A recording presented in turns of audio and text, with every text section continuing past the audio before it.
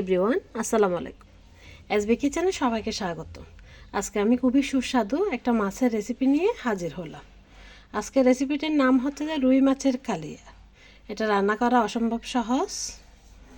রান্নার জন্য আমি প্রথমে নিয়ে নিয়েছি এখানে 6 টুকরা রুই মাছ, ভালোভাবে পরিষ্কার করে ধুয়ে পানিটা ঝরিয়ে নিয়েছি। এবার আমি ম্যারিনেশন করে রাখবো। ম্যারিনেট করার জন্য প্রথমে দিয়ে দিচ্ছি হাফ চা চামচ লবণ, হাফ চা চামচ আদা রসুন বাটা, হাফ চা চামচ হলুদের গুঁড়া, হাফ চা চামচ মরিচের গুঁড়া, আর দিয়ে দিব 2 চা চামচ সয়াবিন তেল।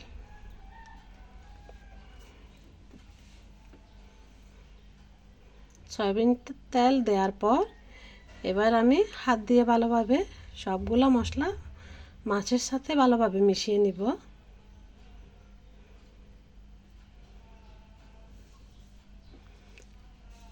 হাত দিয়ে ভালোভাবে মিশিয়ে নিতে হবে সবগুলো মশলা। সবার শেষে আমি দিয়ে দিচ্ছি 1 টুকরো লেবুর রস। লেবুর রস দেওয়ার পরও আমি আবারও একটু ভালোভাবে মিশিয়ে নিচ্ছি। মিশানো হয়ে গেলে আমি 10 মিনিট রেস্টে রেখে দিব। 10 মিনিট পর এবার আমি চুলায় চলে আসলাম। একটা প্যান বসিয়ে ভালোভাবে গরম করে নিয়েছি। এখানে আমি হাফ কাপ থেকে একটু কম তেল দিয়ে দিয়েছি। তেলটা একটু গরম হয়ে আসলে আমি এবার মাছগুলো হালকা আছে ভেজে নিব।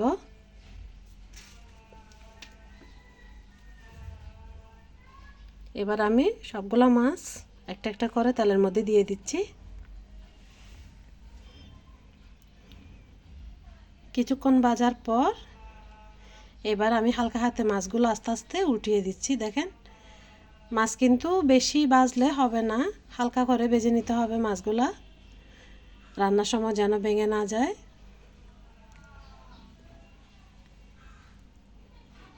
আস্তে আস্তে আমি সবগুলা মাছের টুকরো ভালোভাবে উল্টিয়ে নিয়েছি।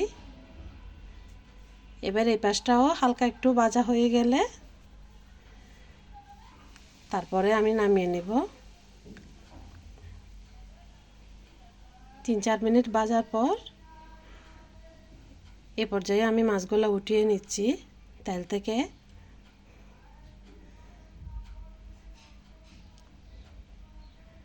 এই কাজটা কিন্তু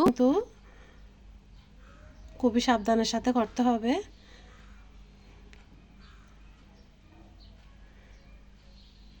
অনেক সময় দেখা যায় মাছগুলো কিন্তু লেগে যেতে চায় নিচ দিয়ে। আস্তে আস্তে করে আমি চামচ দিয়ে সব কয়েকটা মাছ উঠিয়ে নিয়েছি। এবার চুলার মধ্যে আমি আরেকটা প্যান বসিয়ে একই তেলের মধ্যে আমি তেলগুলো একটু ছেঁকে নিয়েছিলাম। মশলাটা আমি ভালোভাবে কষিয়ে নিব। প্রথমে আমি এখানে হাফ চা চামচ লবণ দিয়ে দিয়েছি, আর দিয়েছি সামান্য পরিমাণ কালো জিরা আর একটা মরিচ, শুকনো মরিচ। এগুলো একটু হালকাভাবে ভেজে নিব। ভাজা হয়ে গেলে এ পর্যায়ে দিয়ে দিচ্ছি আমি 1 কাপ পেঁয়াজ কুচি। এগুলো আমি হালকা হাতে একটু নেড়ে নিয়েছি। একটু নরম হয়ে আসলে কিছুক্ষণ ভাজার পর একটু নরম হয়ে আসলে পেঁয়াজগুলো এবার দিয়ে দিব আমি 2 টেবিল চামচ পেঁয়াজ বাটা।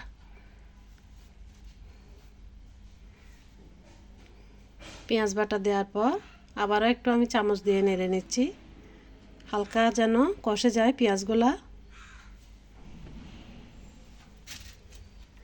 হালকাভাবে কষানো হয়ে গেলে এবার দিয়ে দিচ্ছি আমি 2 চা চামচ আদা রসুনের পেস্ট।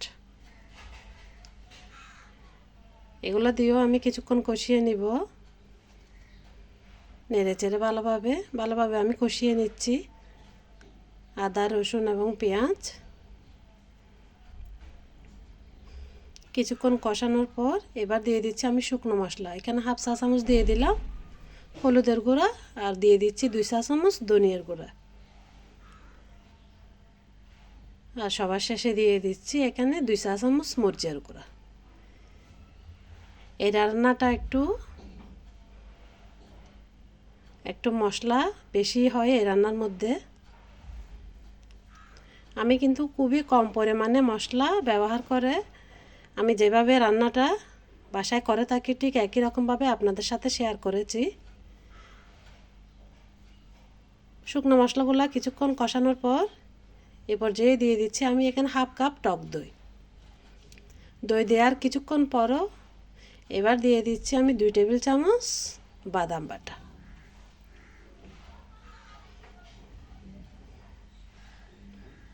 চুলার আঁচটা কিন্তু হালকা রেখে সবগুলা মশলা ভালোভাবে কষিয়ে নিতে হবে। কিছুক্ষণ কষানোর পর দেখবেন তেলগুলো একদম উপরের দিকে ভেসে উঠেছে। এবার দিয়ে দিচ্ছি আমি 2 টেবিল চামচ টমেটো সস। সসটা দেওয়ার পরও আবারও একটু ভালোভাবে মিশিয়ে নিচ্ছি সবগুলো মশলার সাথে। কিছুক্ষণ কষানোর পর এবার দিয়ে দিচ্ছি আমি মাছের টুকরোগুলো।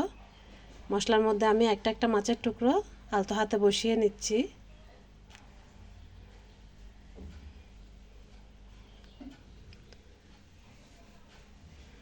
সবগুলো মাছ দেওয়ার পর এবার আমি এখানে হাফ কাপ থেকেও একটু কম পানি দিয়ে দিলাম মাছগুলো যেন ভালোভাবে সিদ্ধ হয়ে সবগুলো মশলা মাছের ভিতরে ঢুকে।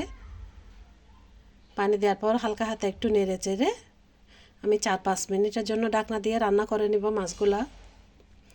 4-5 মিনিট পর দেখেন রান্নার কালারটা কত সুন্দর হয়ে গেছে। পানিটাও কিন্তু অনেকটা শুকিয়ে আসছে। হাফ চা চামচ চিনি দিয়ে দিয়েছি। চিনি দেওয়ার পর আবারও 2-3 মিনিটের জন্য আমি রেখে দিয়েছিলাম। দেখেন আমার রান্নাটা কিন্তু এখন পুরোপুরি কমপ্লিট। এবার আমি একটা প্লেটে আপনাদেরকে পরিবেশন করে দেখাচ্ছি। দেখেন অনেক সুন্দর এবং লোভনীয় একটা রান্না। এই মাছের রেসিপিতে আপনার মাছ দিয়ে ভাত খাওয়া লাগবে না, মাছের মশলা দিয়ে আপনার সবগুলো ভাত কমপ্লিট হবে।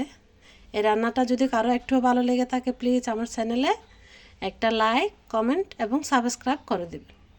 ধন্যবাদ সবাইকে। আসসালামু আলাইকুম।